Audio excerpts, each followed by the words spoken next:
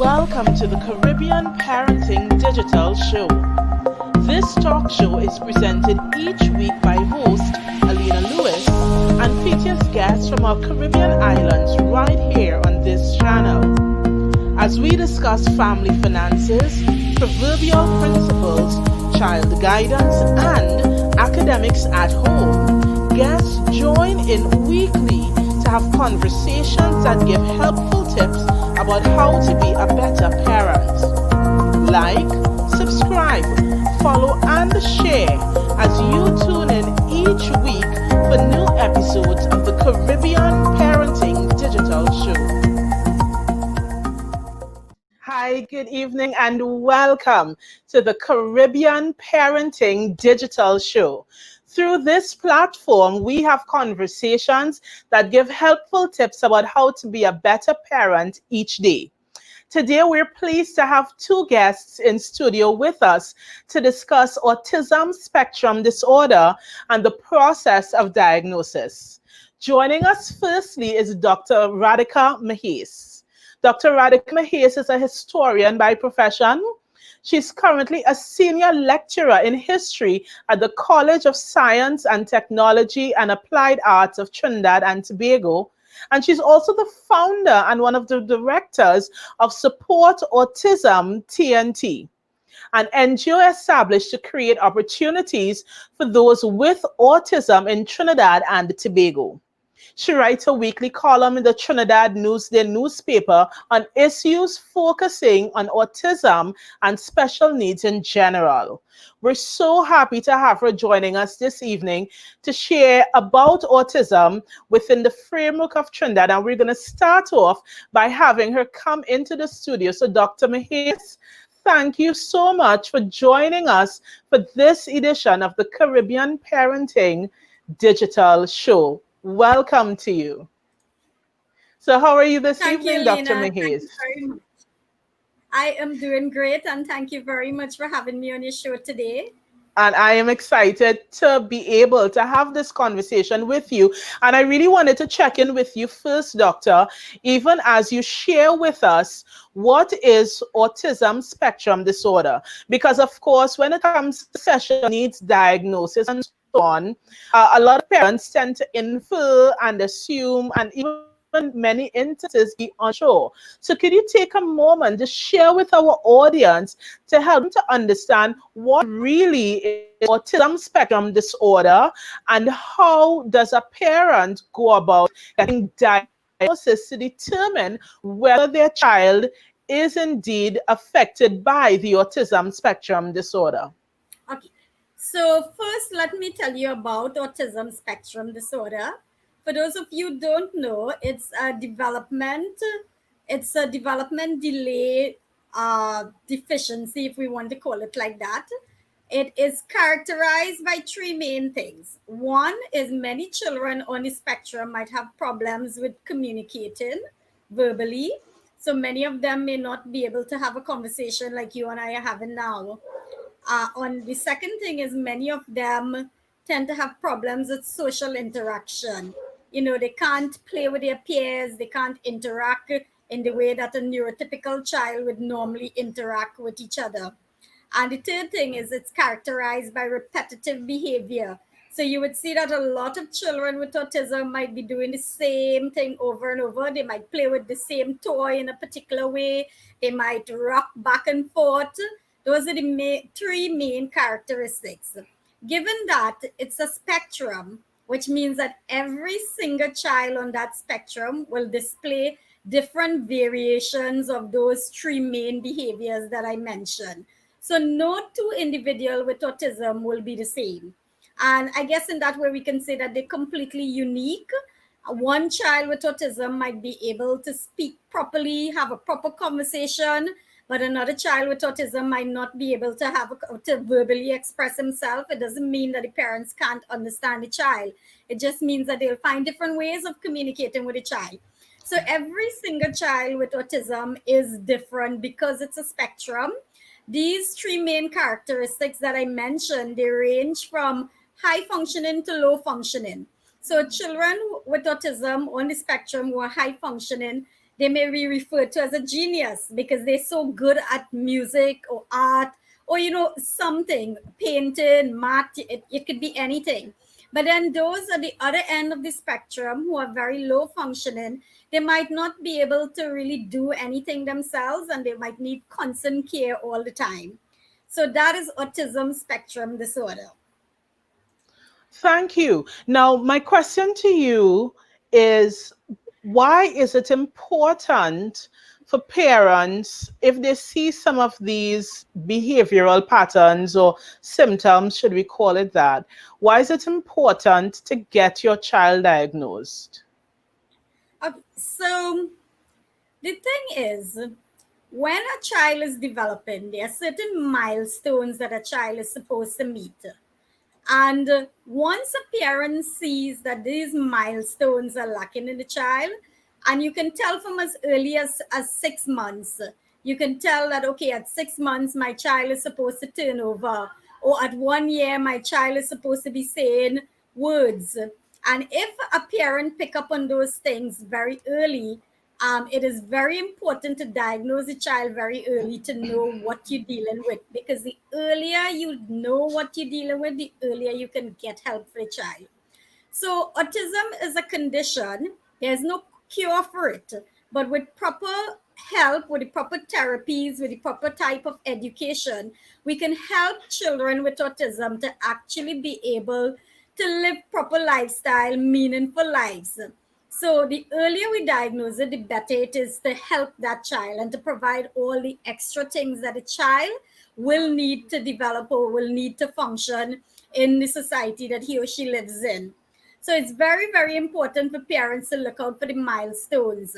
And normally it's the first place that you would pick up these milestones is when the parent take the babies back to, let's say, the health center for checkup, for follow-up check, or for vaccines at different age. You would expect that that would be the first place that it would be caught, that nurses would actually be able to recognize that, okay, this child is not developing as this child should, or maybe a pediatrician will pick up on it. The second place that it could normally be picked up is in school. So many children will start, those who don't start daycare, that's fine. Those who would start preschools, for example, if the preschool teachers are aware of the development milestones, then they can pick up on it as well.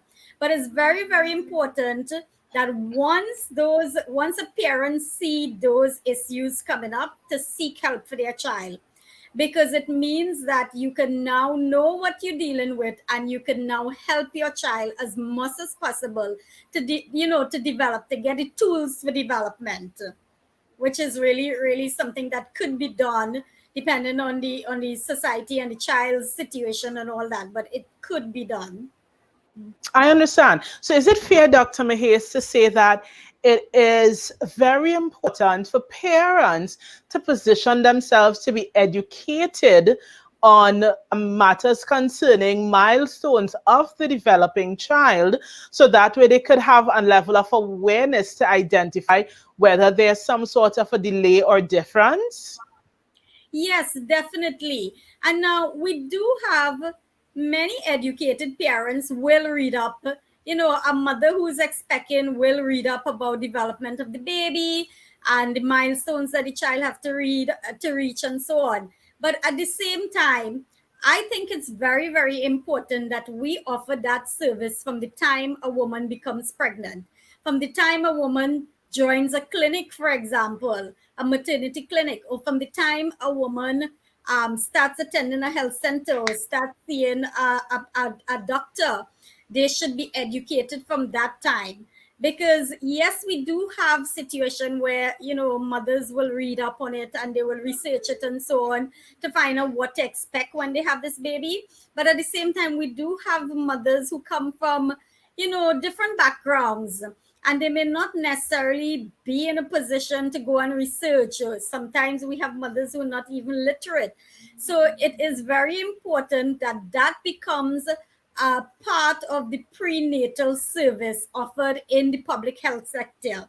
That as a mother is expecting a child, that mother is now educated on the different things that, the different developmental issues that may come up, the different milestones that the child should meet, so they can be aware of what to look out for. Failing that, of course, as I said, there are other areas like the preschool, like the health center and so on, the medical care and so on, that should pick it up.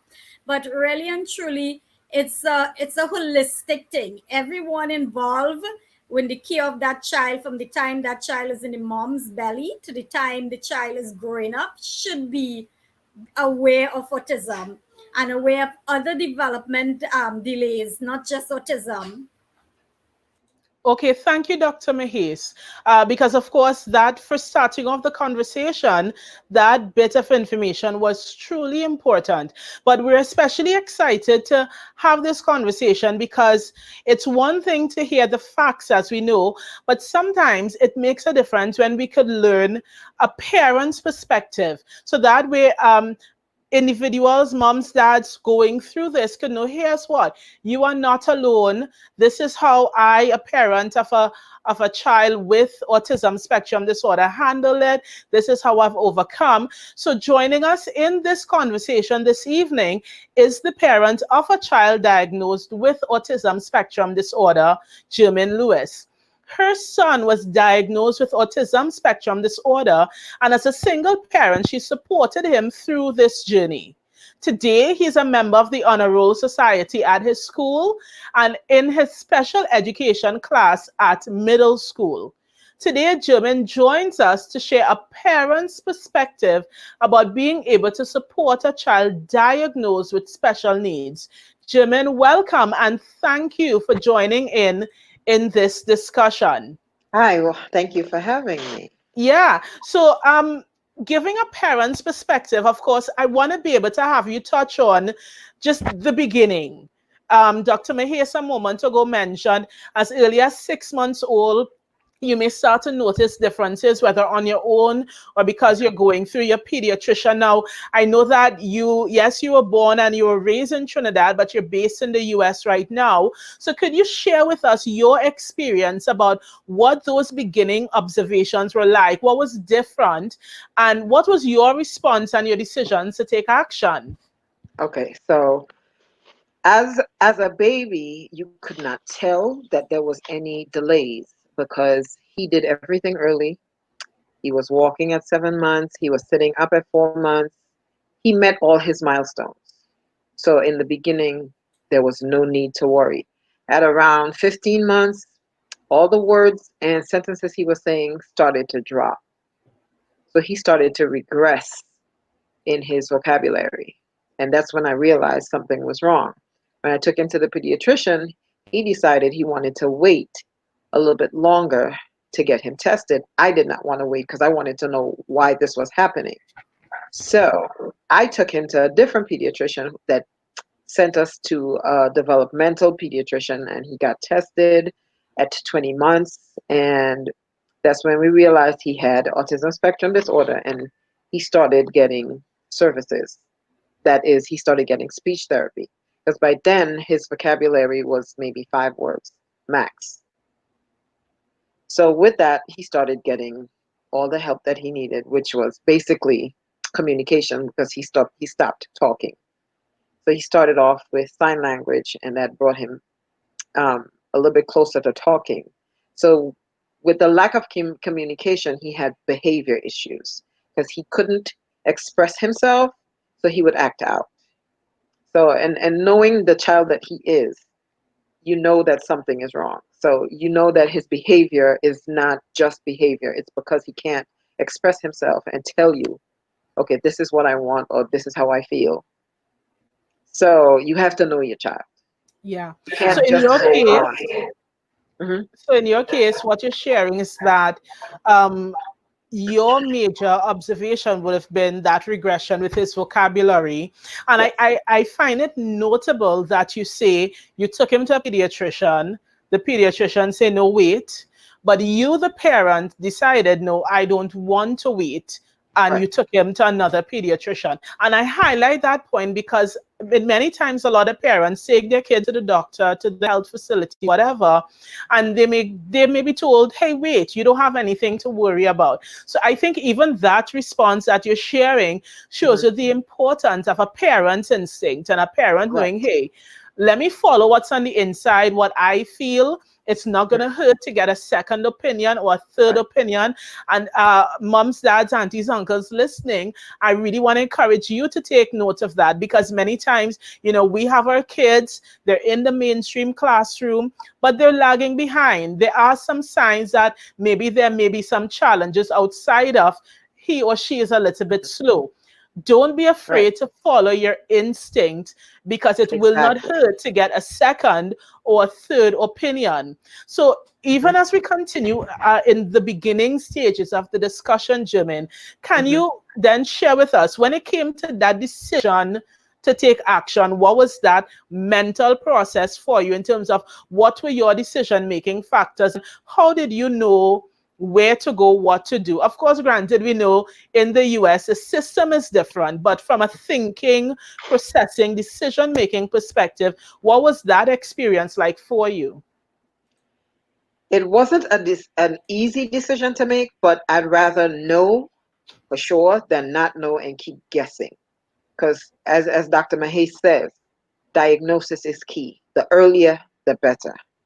So I didn't want to wait, because if I waited until he was 3, like the doctor wanted, he would have missed out on a whole year of getting services. That might have pushed him back further.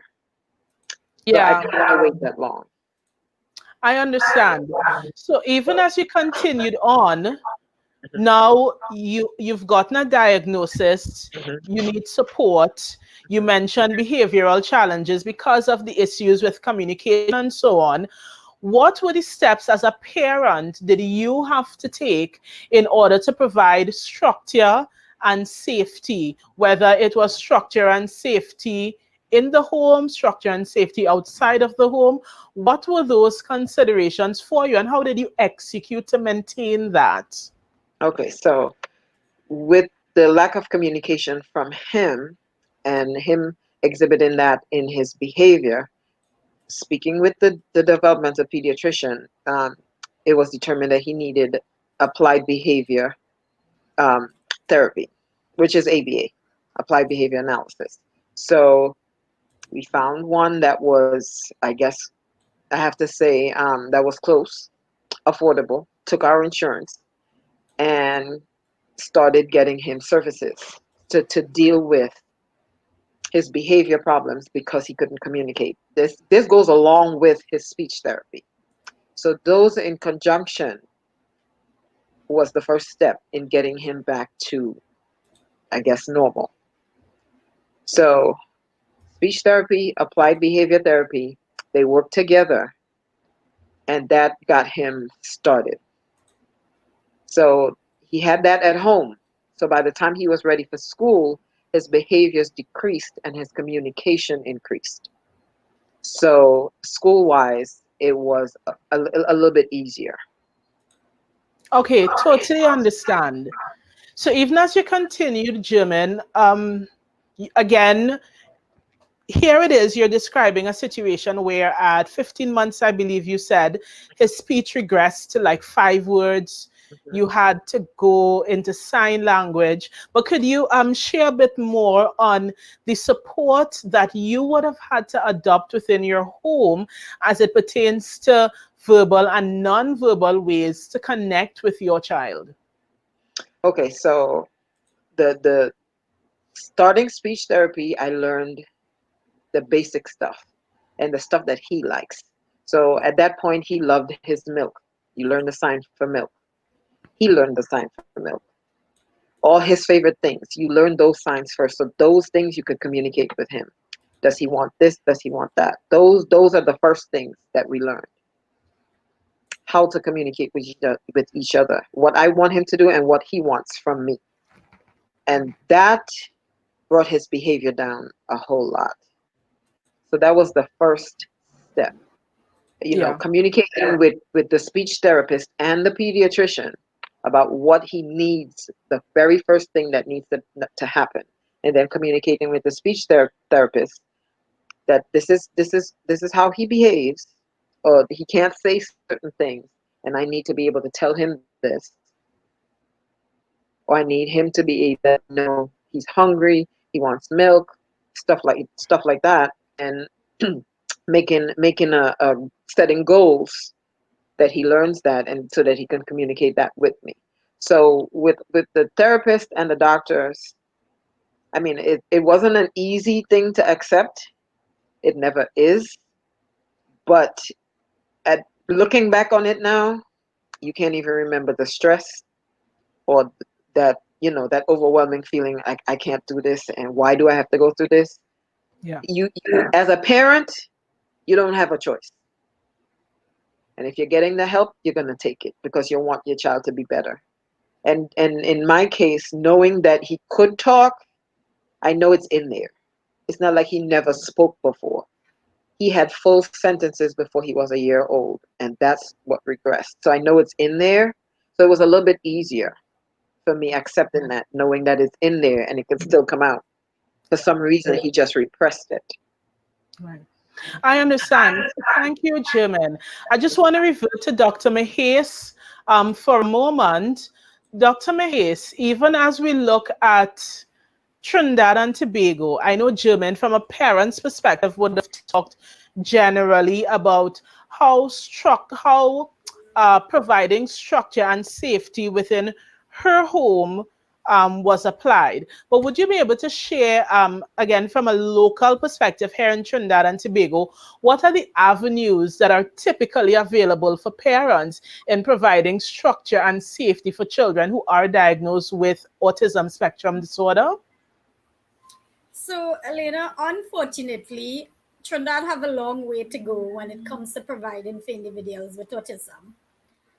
From the time of diagnosis, that itself is difficult, because while a child could be diagnosed within the public healthcare system, the waiting period for an appointment at any one of those public healthcare hospitals ranges from 5 months to 1.5 years. So, it's quite frustrating for parents from the time they want to get their child diagnosed. And even when they get their child diagnosed and they know that their child is on the spectrum, it becomes even more difficult to get the support for their child, because we don't really have a system where support is available in the public sector. Everything is available privately. Let me give you an example with education. Yes, we have what we refer to as special needs schools, but those special needs schools, we lump children with various um, learning disabilities, with various developmental difficulties in one space. So we will have children with autism and Down syndrome and cerebral palsy and so on in that one space. That is the first problem, because a lot of the children with autism, especially those who are higher functioning, they will, that kind of system would actually do more harm to them than good. So the schools that we have available in Trinidad are mostly private schools for those with autism. Now, that comes the next problem: the cost of those schools. Many parents can't afford to pay an average of $10,000 a term. It's really ridiculously expensive. We do have situation where, for example, children who are registered members of Support Autism T&T, we do have some of them who go to the normal public schools, like the public primary schools. And usually it's based on the goodwill of the teachers and the principal. There have been so many cases that we have seen where principal and teachers say, I'm sorry, we can't take your child because we just don't have the facilities. We don't have teachers who are trained in special needs education to deal with them. And you can't really blame them for saying that, because they can't give the child the type of education they need. So parents are really left up to accessing an education for their child privately.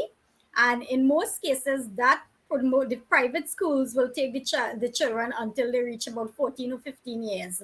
So we have a situation in Trinidad where so many of the young adults, or late teens, young adults, don't have anywhere to go. there's nothing for them to do. So they stay home. And once they start staying home, once they're not out there in an educational environment where they are being stimulated intellectually, they fade away, they regress. And people tend to forget that we have this group of children here in Trinidad, or young adults here in Trinidad, who literally have no access to any kind of opportunities. So the other one is therapy. All forms of therapy in Trinidad is available privately. We don't have, other than physiotherapy, we don't have speech therapy, we don't have ABA, we don't have development therapy, we don't have any behavioral therapy, any one of those being available in the public healthcare system. And the cost of that therapy ranges from $300 to as high as $800 a session. And a session is normally 30 minutes to an hour.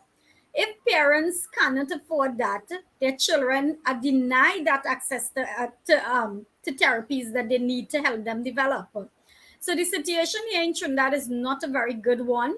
We do have some slight changes coming around, as there have been more and more advocacy and more campaigns for government to start doing things.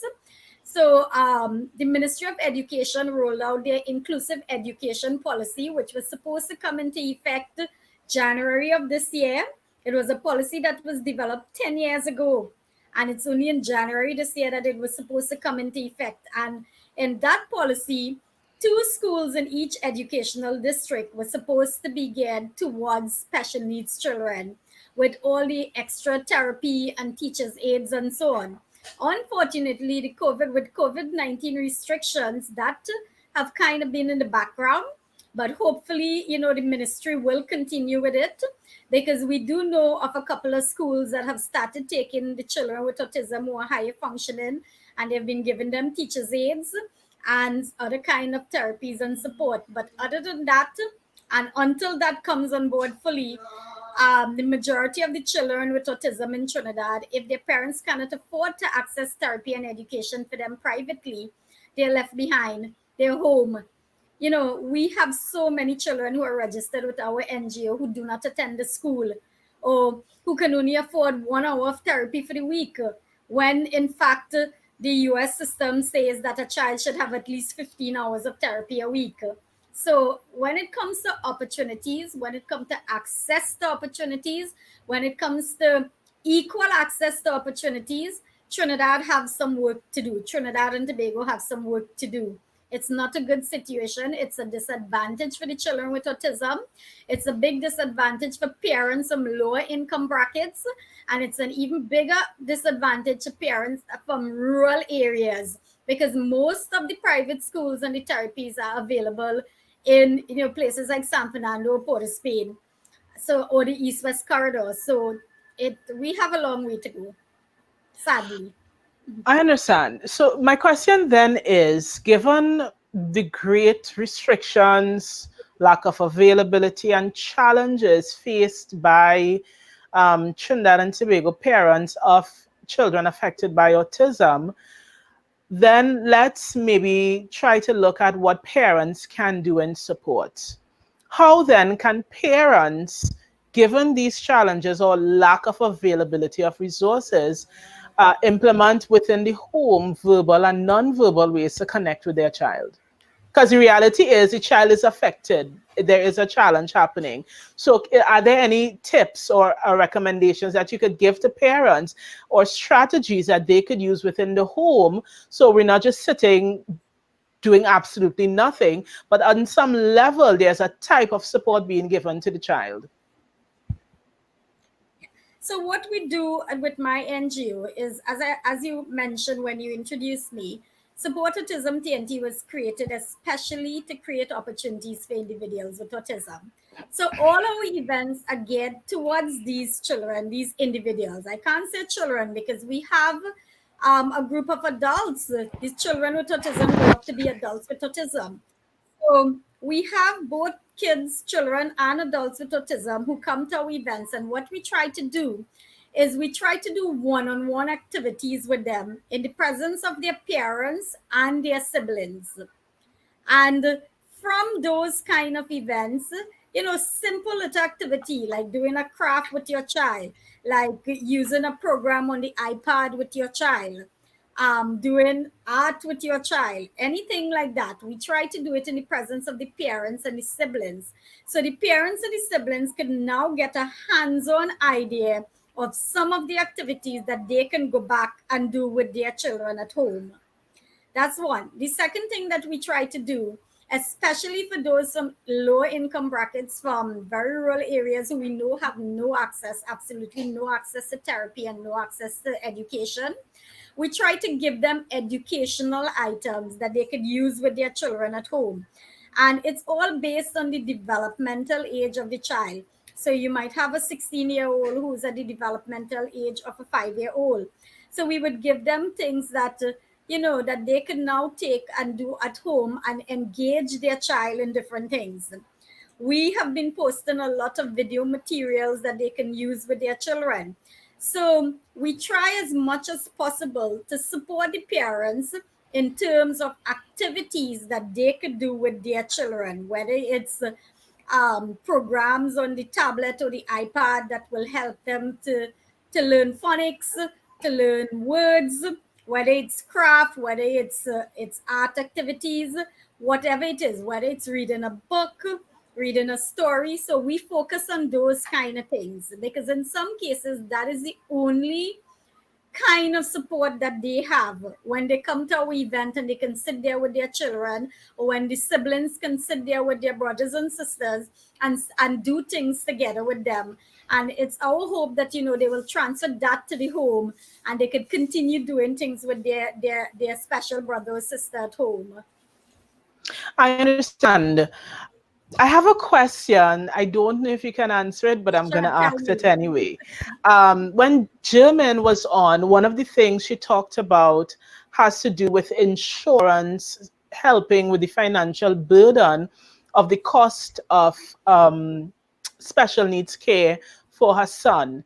Can you tell if in Trinidad and Tobago insurance is an option for parents in terms of having some sort of a compensation or kickback when monies need to be spent for special needs? Do we have that in Trinidad and Tobago from an So, insurance perspective? no, so the majority of the insurance companies in Trinidad do not recognize therapy as a medical issue. So even if so two things. One, many of them, for in the case of my nephew, I have a nephew who have autism who lives with me, and my sister works in a government ministry, and the insurance that covers the health insurance that cover them refused to cover him because they saw it as Wow. being, I guess, too expensive. They think that, as a child with autism would probably develop too many medical issues along the way.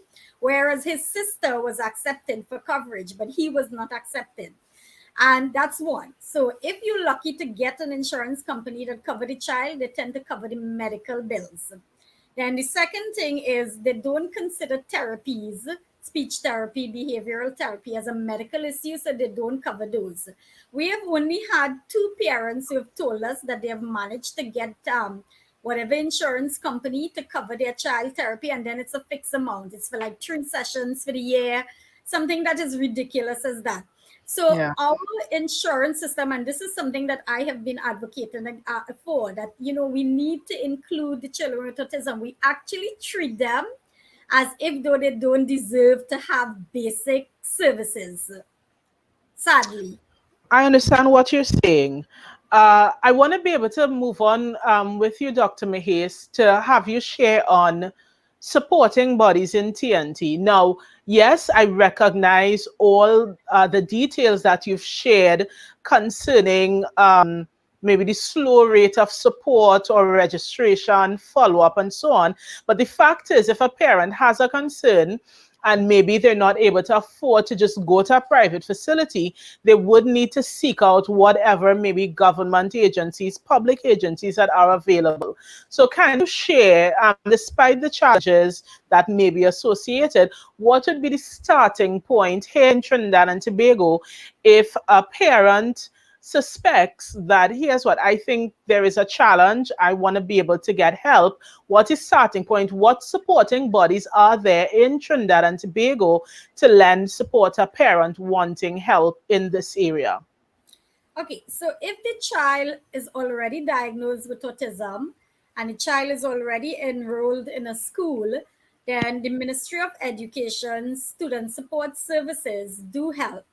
They have different things in place to help that child, starting with not diagnosing, but assessing the child's level of development. And once a child is assessed by a physiotherapist within, sorry, a psychotherapist within the Ministry of Education, Social Services Department, Student Services Department, the child could apply for, the parent could apply for a teacher's aid. And I do know that last year they were trying to allocate, they had increased the number of teachers aid that they were allocating to children. And that is a big support because many of the children cannot function in a regular public school setting without that extra support. So what we have had is parents would apply for a teacher's aid, and they'd be waiting for years. And when the child will start getting kept back in school, or they will start becoming disruptive because they don't have that person to sit down there and work with them extra, and eventually parents will be forced to take their children out of school. But since last year, we've been hearing so many nice stories where, the children have been getting teaching aids and they have been flourishing. They have someone to sit there in the classroom with them. They have someone to do things with them, to help, to give them that extra help that they need while the teacher is teaching the class. And that have been a big help. So I really hope that that program continues, because the teacher's aid is really a good starting ground, not just for those who are higher functioning, but those who are also, medium functioning. Once they have some support within the classroom system, they can flourish. The second I one is, we understand. know that there are many parents. Yeah, we know that there are many parents from lower income brackets who have been able to access grants from the Ministry of Social Development and Family Services. There used to be something called the Special Needs Child Grant, and that was disability grant.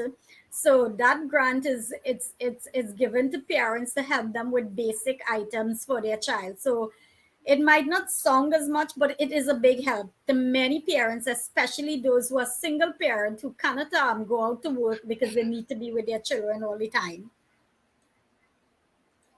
And I have, before we go into our Q&A session, I have one more question for you, Dr. Mahase.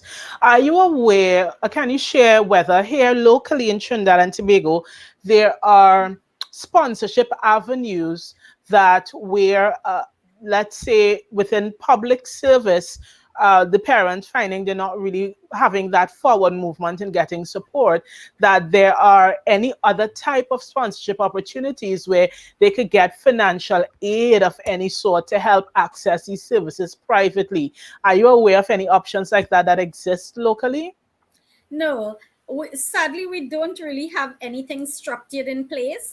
What we try to do at Support Autism T&T is, if we have a situation with a child who really desperately need help, we will put it out there for private citizens to come on board and sponsor, whether it's a session of therapy, or to help with even basic items as food stuff and so on. So whatever support you have in terms of that will come from NGOs and from autism advocacy groups, not necessarily structured. It all depends on the individual group and organization. I understand. So what I want to do, I want to bring Germaine back in, even as we go into our Q&A session. And so the first question that we have says, what tips can you provide for a parent to assist a child with the disorder? So I'm taking it that this question is meant to imply what can the parent do at home on their own, especially if they don't have external support. German, any feedback you would be able to provide concerning that? I will say it takes a lot of patience, a lot of love. Patience is the key, because it can drive you crazy. Because if you don't understand what's happening, and they can't tell you, it's Right. frustrating for both parent and child. But Yeah. another thing is you have to know your child. You Got know, it. you have to know your child. You have to kind of gauge what they want and what they're trying to tell you, and try to figure out how to let them know that you understand what they're trying to say or what they're trying to convey to you. Yeah. Okay. Dr. So Mahase? Yeah. Sorry, go ahead, German. I mean that's the best answer I could give you. Got it. Thank you. Dr. Mahase, any contributions for this? Yeah. So, as Jimin said, you need to know your child. And what I would say is parents need to know the developmental level of their children. Yes. So, if you have a 6-year-old or 7-year-old and that child is struggling to say words, but you know that the child has words, because Jermaine mentioned that she knew that her son had words, her child had words. So that Yes. gave you some kind of comfort. It's just that it regressed and then the speech Hmm. therapy help again. So once you Yes. know that, okay, my child have been making songs or my child have been saying words, it doesn't matter if it's not a full sentence. It doesn't matter Hmm. if you're not communicating and having a conversation.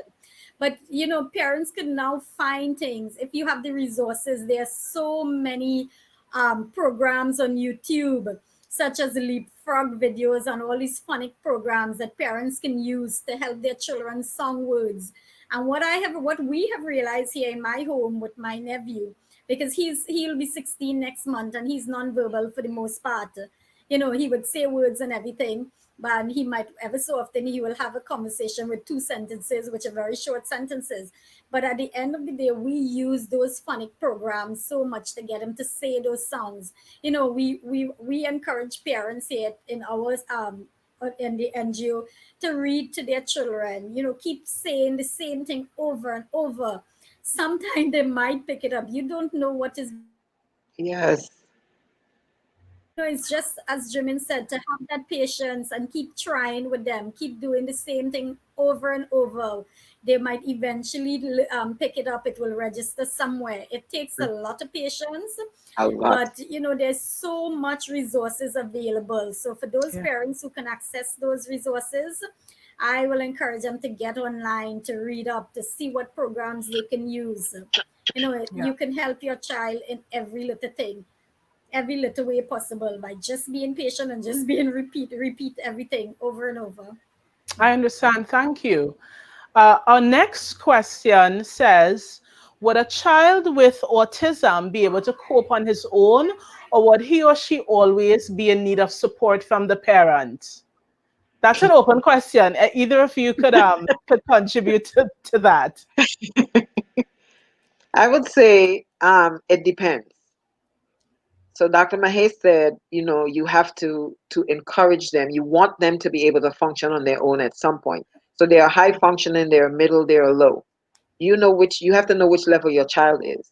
High functioning, they could be as bright as a bulb, geniuses, but when it comes to the world outside, they have no clue. Your job as a parent is to help them overcome that. Teach them to be a little more independent so that they will be able, so suppose something happens to you, they have to be able to cope on their own with the world. So you teach them to do things for themselves, make their breakfast, get something together, they take a shower on their own. Simple things like this that other people take for granted is not always easy for an autistic child. It could be the hardest thing for them to do that everybody else takes for granted. It's not taken for granted by them. That's something they have to learn to do for themselves. Yeah. And as a parent of an autistic child, that is your goal, is to get them to be independent so they don't depend on anybody, including yourself. As much as you want to help them as much as you can, you have to also want them to be independent. Got it. Dr. Mahis, any contributions to this? So it's the same thing. As I said in the beginning, autism it's a spectrum. And as German said, you have from high functioning to low functioning. So many of the individuals with autism who are high functioning, they cope very well on their own. Hmm. We have so many of the kids with who are high functioning, who are in regular public secondary schools, who manage without teaching aids, who would be writing CXC and CAPE exam. So you have those, And then you have on the other level, on the lower end of the spectrum, those who would need the support from their parents. But it all depends on the individual child, because not every child will need the same kind of support. Right. Children, as I said, every single child with autism is unique and is different and will have their own strengths and their own weaknesses. And it's up to parents to recognize those strengths and weaknesses and know what to encourage and what to build and what to work within their child to make sure that that child becomes as independent as is possible. So yes, you do have those who can cope on their own, and you do have those who would always need support in some way or the other. The support would differ according to the child. I understand. And we have one more question for the evening. And this question says, what type of support is required for an autistic child or even a parent with an autistic child? So I'm taking it that possibly this question is meant to help parents understand, if you have an autistic child, these are the types of support you need to solicit from whether public or private. Anybody could contribute? I'll leave that to Dr. Mahase. Okay, so type of support for the autistic child. Again, because each child is different, once the child is diagnosed, normally when a child is diagnosed, the child would be given a report of what the child needs most, or what the child needs first and foremost. In the case of a nonverbal child, the first thing that they might refer the child to is a speech therapist. In the case of a child who is already being able to communicate verbally, it might be ABA therapy or development therapy or behavioral therapy. So basically, all children with autism at whatever level of development will need some kind of therapy. The type of therapy, whether it's development therapy, behavioral therapy, ABA, speech therapy, and so on, will depend on that child's individual place on the spectrum, per to say. Now, for the parent of the children of a child with autism, it is very, very important that parents have a support system. Now, we have had so many single parent, both mothers who are single parent and fathers who are single parent, who are raising a child on their own. And it's very difficult. And one of the things that we tend to take for granted is parents' mental health. It's very challenging raising a child on the spectrum. It's very challenging raising a child with special needs on the whole. So the parent would need some kind of support. And I always say to parents, the support could be from a sibling. If you have two children and you can get a little bit of help from another child, not necessarily piling everything on that child, but get them to help with maybe reading to the child, to their brother or sister for 5 minutes, little things. Sitting down and eating with them, little things like that. That is support. That alone is support. If you can get, in the case of so many of the families here in Trinidad who are who economically cannot afford to raise a child with autism, if they can get a grant from the Ministry of Social Development and Family Services, that is a type of support. Yes. So advise parents of children with autism to try to fall back on your support system without feeling guilty. Think about your mental health. Think that you need to be okay to be able to take care of your child and to be able to give your child everything that you want to give your child and to grow up your child in a healthy environment. So mental health is very important. Counseling, support system. It doesn't have to be formal counseling by a therapist. It could be counseling from a pastor in a church. It could be counseling from a friend, a relative. Those are the kind of things that you need to access when you need it. You also need to know when to take a break and when to step back. If you find that you are constantly tired, and I mean, children with autism, they can pick up on Yes. these things. So when you are irritable all the time, your child can pick up on that and your child will react to that. So it's very important to step back. Again, if it's 5 minutes to sit down and just breathe deeply, that is important. So those are the kind of support that a parent need to take into consideration. It's very, very easy to say, this child is my life and I want to give this child everything, but you cannot do that if you are not taking care of yourself.